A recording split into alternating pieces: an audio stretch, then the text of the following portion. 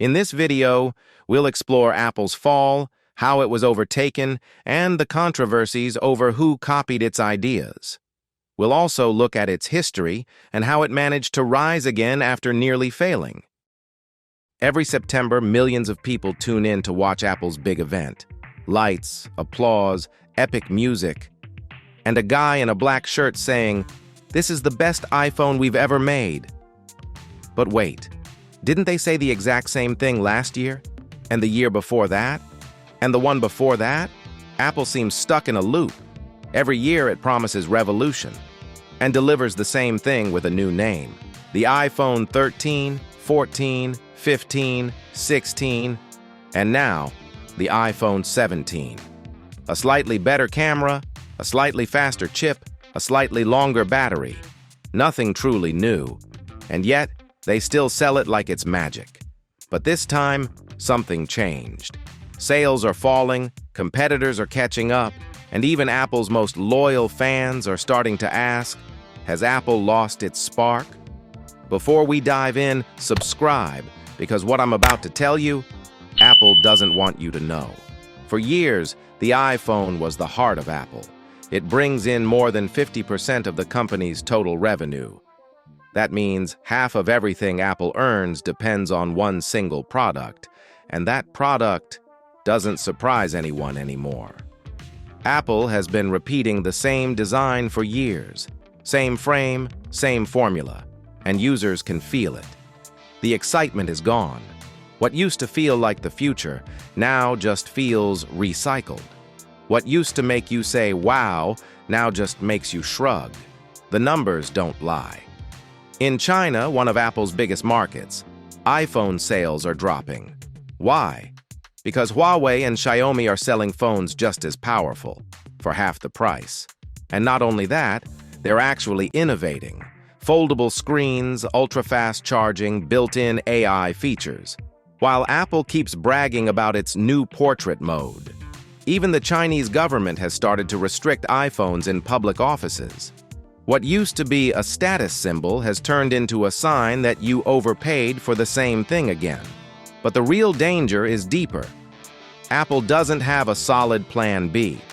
Its entire ecosystem depends on the iPhone. Apple Music, iCloud, Apple TV Plus, the App Store, they all exist because of that one product. If the iPhone falls, everything shakes, and that makes Apple, the world's most valuable company, also one of the most fragile. Remember when Apple changed the world? The iPod, the iPhone, the iPad. Each product was a revolution. Now, the new color is the big innovation. The titanium finish is the big idea. And the only thing that truly changes is the price. The Vision Pro was supposed to be the next big leap.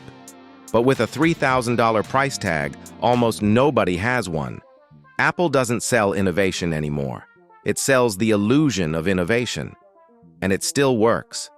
If you love uncovering how big brands make you believe everything's new when nothing really changes, subscribe, because what's coming next will shock you more than the iPhone 17's price tag. Apple used to be the rebel brand, the one that said, think different. Today, it's the most cautious company on earth. Every move is calculated to avoid risk, to keep control, to sell the same thing one more year. It makes money, sure, but it kills the magic. Steve Jobs once said, innovation distinguishes between a leader and a follower. If he could see Apple today, would he even recognize it? Nokia thought it was untouchable. BlackBerry ruled the world. Kodak invented digital photography and still disappeared. Apple still has time, but the clock is ticking. Every event without surprises is one step closer to routine. The world doesn't need another iPhone. It needs another idea. And the big question is, can Apple handle this crisis? Yes, it has money, talent, and one of the most loyal customer bases in history. But if it doesn't start innovating again, if it keeps playing safe, that strength could become its biggest weakness. Because the market is changing faster than ever, and people are no longer impressed by a new color or a Pro Max Ultra name. Apple changed the world once, but the real test is whether it can do it again. Will it reinvent itself? Or get trapped by its own success? And if you're tired of seeing the same brands selling the same promises, subscribe, because here we expose the secrets, the downfalls, and the hidden business behind the world's most powerful companies. They say competition drives innovation, but sometimes innovation looks a lot like copy-paste. Today we're talking about one of the most controversial stories in Silicon Valley, how Google went from mocking the iPhone to basically becoming it. Buckle up, because this story has ego, hypocrisy, and a lot of "it's not a copy, it's inspiration." It's 2007. Steve Jobs walks on stage and unveils the iPhone, a big screen for the time. Fully touch-based, no physical keyboard. Apple basically said, buttons are dead. The tech world freezes. And Google? Google was already working on Android, but their idea of a smartphone looked very different. Early Android looked like a BlackBerry on steroids. Small screen, physical keyboard, buttons everywhere. A phone made for emails, not for the future. And here's the funny part. Google executives publicly said the iPhone was expensive, impractical, and that nobody would want a phone without buttons. Classic. Translation: this won't work until it does. Because the iPhone didn't just work, it exploded. And then something magical happened. Android had a sudden awakening. Suddenly, the physical keyboard disappears. The screen gets bigger. Gestures take over. Icons become colorful, friendly, and touch-first. Android looked in the mirror and said, "What if I looked a little more like the iPhone?" Coincidence? Sure. Like copying an exam while sitting right behind the smartest kid in class. Steve Jobs was furious. He openly said Android was stolen, not inspired, stolen. And honestly, if you put early Android next to iOS, the line between inspiration and copying gets very blurry. But here's where the story gets interesting. Google didn't copy the iPhone to become Apple. Google copied it to win. Apple plays chess, closed ecosystem, total control, one vision, one iPhone.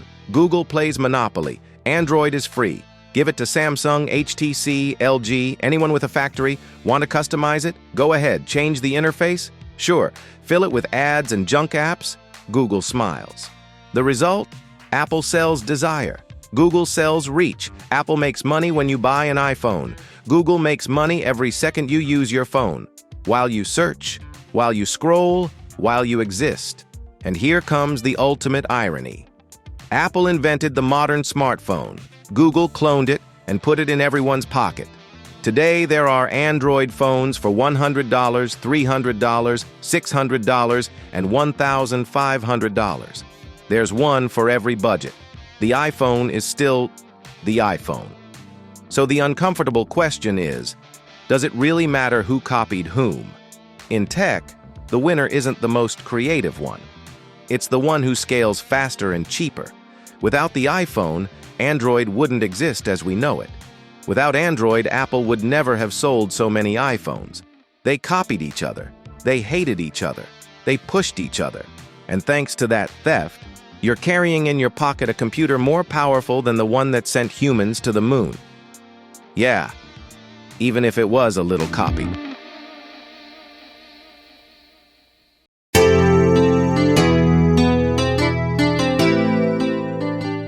Good artists copy, great artists steal. This phrase perfectly captures the essence of Steve Jobs.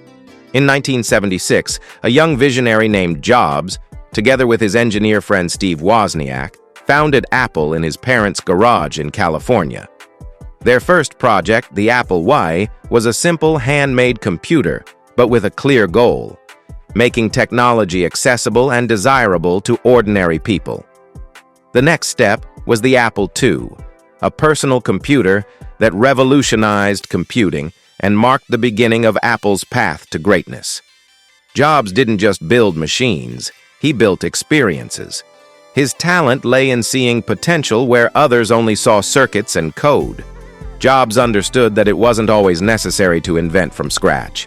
Inspirations like the graphical interface and mouse from Xerox PARC were used by Jobs not to copy them directly, but to transform them into something revolutionary and functional for the mass market. This approach led to the creation of the Macintosh, the first personal computer with a graphical user interface designed for everyday users. Although it wasn't an immediate commercial success, it changed how people interacted with technology and laid the foundation for modern computing. In 1985, after internal conflicts, Jobs was forced out of Apple. But he didn't stop creating. He founded Next, a company focused on advanced computers, and acquired Pixar, revolutionizing digital animation with films like Toy Story. This period showed a fundamental truth. Jobs' creativity was not tied to one company. His genius lay in taking underestimated ideas and turning them into innovations that changed entire industries. In 1997, Jobs returned to Apple, which was then on the brink of bankruptcy.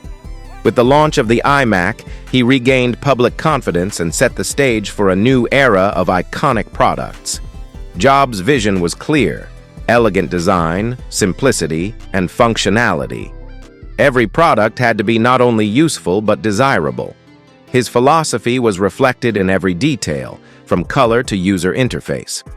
Jobs had learned that perfection came from combining technology with art, and that taking inspiration from others could be the key to success. The iPod transformed the music industry. Apple didn't invent the MP3 player, but it made it an intuitive and elegant experience that millions wanted. The iPhone changed mobile phones forever. Touchscreen phones already existed, but Jobs perfected them. Design, interface, and ecosystem were revolutionary. Then came the iPad, creating a new market no one had imagined. Each of these products demonstrates Jobs' philosophy: take what exists, improve it, and turn it into something indispensable. The phrase, "good artists copy, great artists steal," wasn't just a mantra. It was how Jobs thought and innovated. His legacy isn't in isolated inventions, but in his ability to transform ideas, inspire millions, and change entire industries. Jobs showed that innovation doesn't always mean total originality. It's vision, courage, and the ability to make the ordinary extraordinary. Steve Jobs passed away in 2011, but his impact remains. Apple is today one of the most valuable and admired companies in the world, and his philosophy continues to inspire entrepreneurs and creators everywhere. Taking inspiration, improving ideas, and daring to innovate is the essence of Jobs' creative theft. His story reminds us that greatness doesn't always come from inventing something new, but from transforming what others didn't see as valuable into something the world will never forget. Good artists copy, great artists steal.